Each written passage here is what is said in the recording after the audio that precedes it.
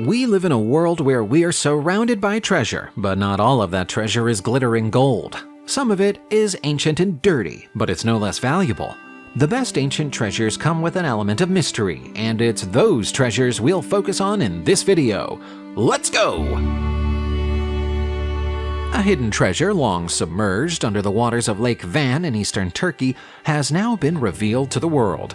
The receding waters, caused by increased temperatures and reduced rainfall over the last decade, have uncovered something extraordinary: an ancient rock-cut Urartian port, complete with an 11-step harbor. This historical gem, believed to be part of the Beylerin castle from the Urartian period, hints at a bustling past where boats and ships once docked, loaded and unloaded materials crucial for the castle's sustenance. The significance of this find is not just in its age, but in its rare insight into the maritime strategies of the Urartians, a people who thrived in this region over 2,700 years ago. They used the lake not just for transportation, but as a vital link between their castles during the harsh winter months, highlighting an advanced understanding of engineering and logistics. This port, with its meticulously carved steps and strategic location, illustrates the sophisticated lifestyle and organizational skills of a civilization that left no stone unturned in harnessing the natural resources around it. In the picturesque village of Ostrów, south of Kyiv, Ukraine, archaeologists have unearthed a remarkable 11th century cemetery, revealing unique insights into ancient burial practices. The findings include men laid to rest with weapons like axes and swords, and women adorned with thick, twisted bronze neck rings and even buckets at their feet. These discoveries challenge conventional burial customs of the Kievan Rus from this era, presenting an intriguing mixture of traditions.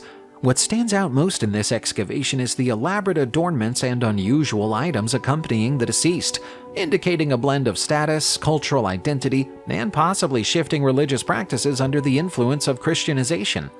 Particularly fascinating is the presence of women buried with substantial bronze neck jewelry, and the mysterious placement of buckets at their feet, an element not typically associated with Baltic funeral rites.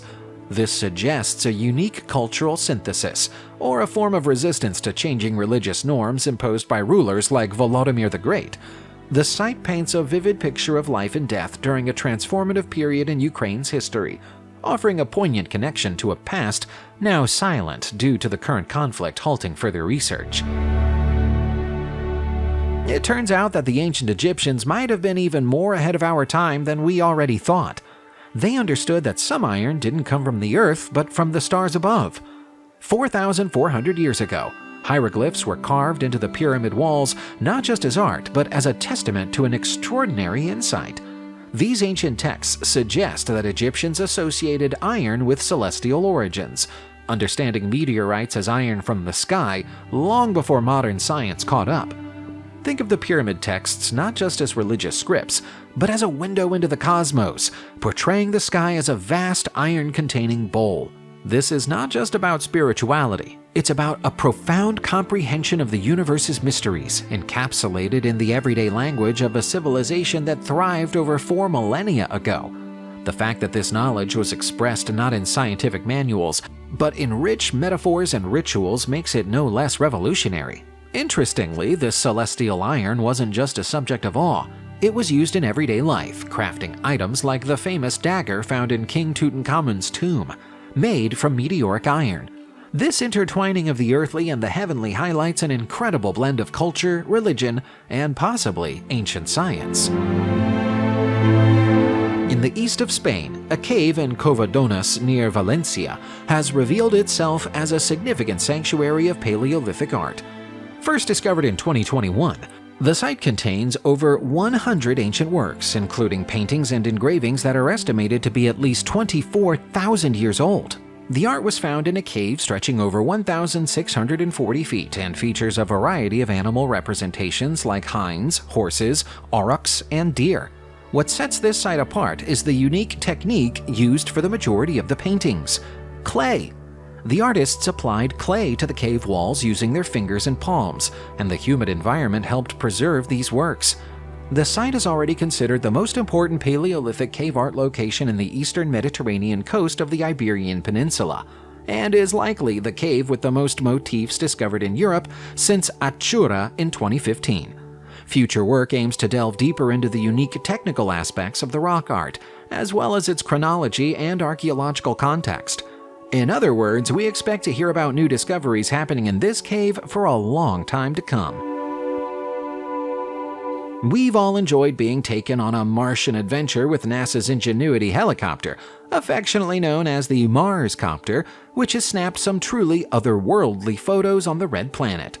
These images reveal the remains of what first might appear as extraterrestrial wreckage, but are in fact the earthly remains of the landing equipment that journeyed with Ingenuity and the Perseverance rover to Mars in 2021.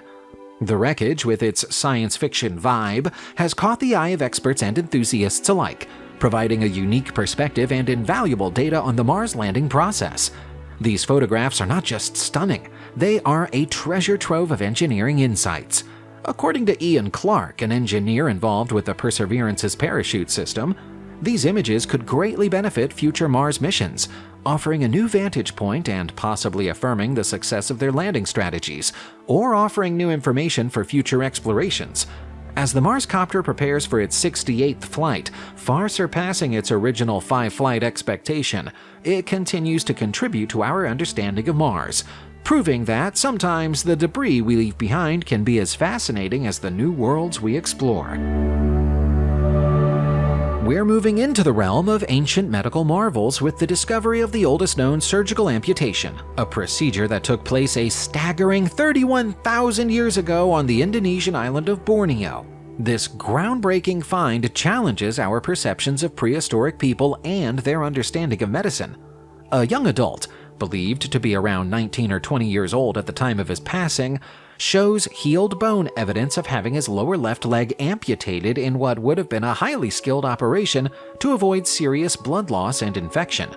What's truly fascinating here is the level of anatomical knowledge and technical skill that would have been required by the hunter-gatherer society to perform such a complex procedure successfully.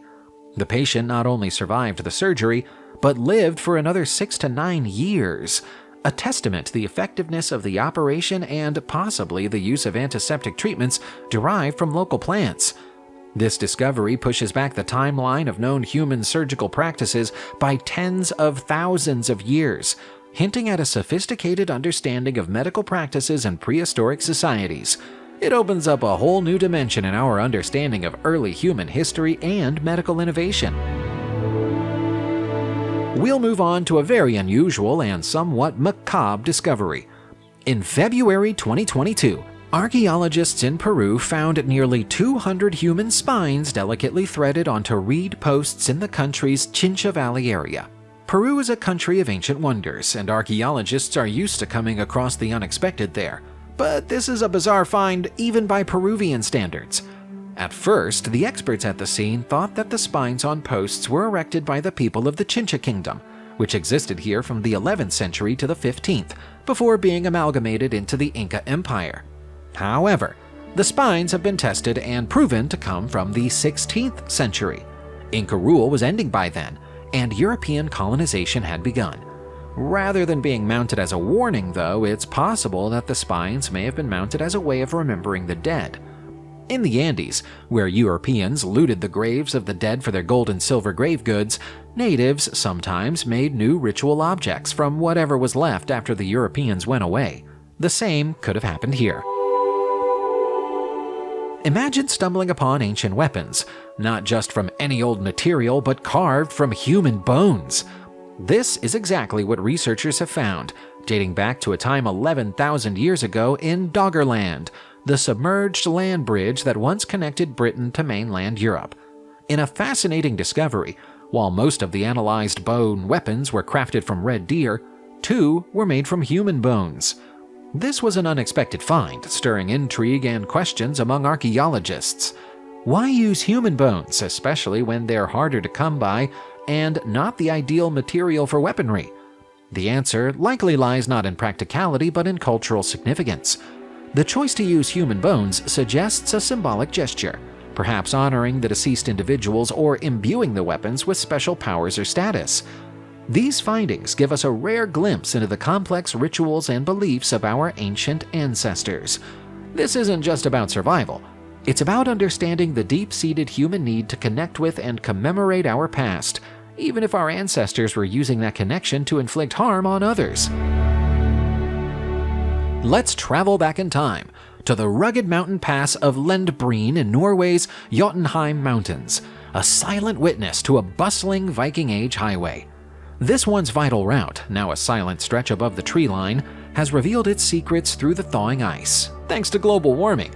Archaeologists have uncovered over 1,000 artifacts, ranging from horse dung and ancient clothing to sledge fragments and horseshoes, telling tales of travelers who navigated this pass from the Roman era to the late Middle Ages. The most riveting part? These relics include items dropped by travelers, such as a 1,700-year-old tunic and tools, providing a tangible link to lives once lived in these high-altitude corridors. The significance of Lendbreen extends beyond its role as a mere travel route. It served as a conduit for trade and interaction, connecting distant communities across Scandinavia and Europe. But as enchanting as this historical trove is, it also narrates a story of loss. The decline in the pass's use, exacerbated by the Little Ice Age and devastating pandemics like the Black Death, marks the end of an era. Meet Lola, a young girl from 5,700 years ago in what's now Denmark, whose life story has been uniquely preserved through what can be considered Stone Age chewing gum. This isn't your ordinary piece of gum, but a piece of birch pitch, historically used as a form of glue, and, as discoveries suggest, ancient chewing gum. What's truly incredible is that from this small lump of pitch, scientists have extracted Lola's complete genome and oral microbiome, providing unprecedented insights into her life. Lola had blue eyes, dark skin, and dark hair, and her diet consisted of hazelnuts and duck, but not dairy. She was lactose intolerant, a common trait before dairy farming revolutionized diets. The pitch also held DNA from her oral bacteria and even pathogens, like those causing gum disease or pneumonia, painting a vivid picture of her health and daily life. This fascinating discovery from the mud-sealed Lendbreen site shows not just how advanced ancient human practices were, from tool-making to medicinal chewing gum, but also opens a window into the personal lives of individuals from thousands of years ago. The fact that we can learn so much from a piece of discarded birch pitch speaks volumes about the incredible preservation conditions of the site and the detailed stories waiting to be unearthed from our ancestors' past. The Ishtar Gate of Babylon is a marvel of the ancient world, whose construction timeline has been unveiled by modern science.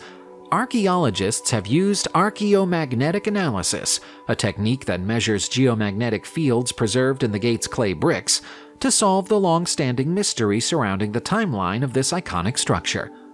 Commissioned by King Nebuchadnezzar II, this brilliant blue gateway has been revealed to have been built continuously, starting shortly after the Babylonian conquest of Jerusalem in 586 BCE, with no significant breaks between phases.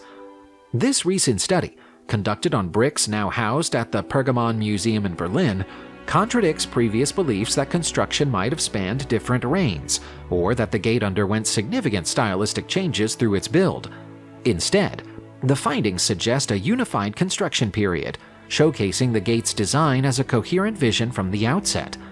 Decorated with images of dragons and bulls, the Ishtar Gate stood over 38 feet tall, a testament to ancient engineering and religious devotion.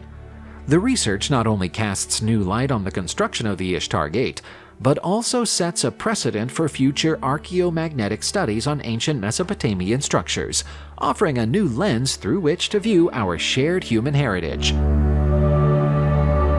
Our final puff of the past is the discovery that North America's earliest smokers may have played a crucial role in the dawn of the agricultural revolution. This isn't about casual smoking, it's a profound glimpse into how the ancient use of tobacco, a practice dating back over 6,000 years, intertwined with the lives of early American inhabitants. Archaeologists have unearthed fascinating evidence suggesting that tobacco wasn't just a crop, but a cornerstone of cultural rituals, and possibly a catalyst for agriculture itself. Focusing on intriguing archaeological finds, researchers have uncovered evidence of tobacco use in North America that predates previous records, pushing back the date of the earliest known smoking to around 1685 BCE. This revelation brings us closer to understanding the relationship between early human societies and the plants they deemed sacred. Tobacco, with its potent effects and complex cultivation, might have been among the first plants to transition humans from hunter-gatherers to gardeners and farmers. The significance of tobacco in ancient rituals and social interactions raises new questions about the domestication of plants and the origins of agriculture. As modern science peels back layers of history, we're invited to consider how a humble plant like tobacco could have shaped the development of societies and spurred a revolution that led to settled farming life.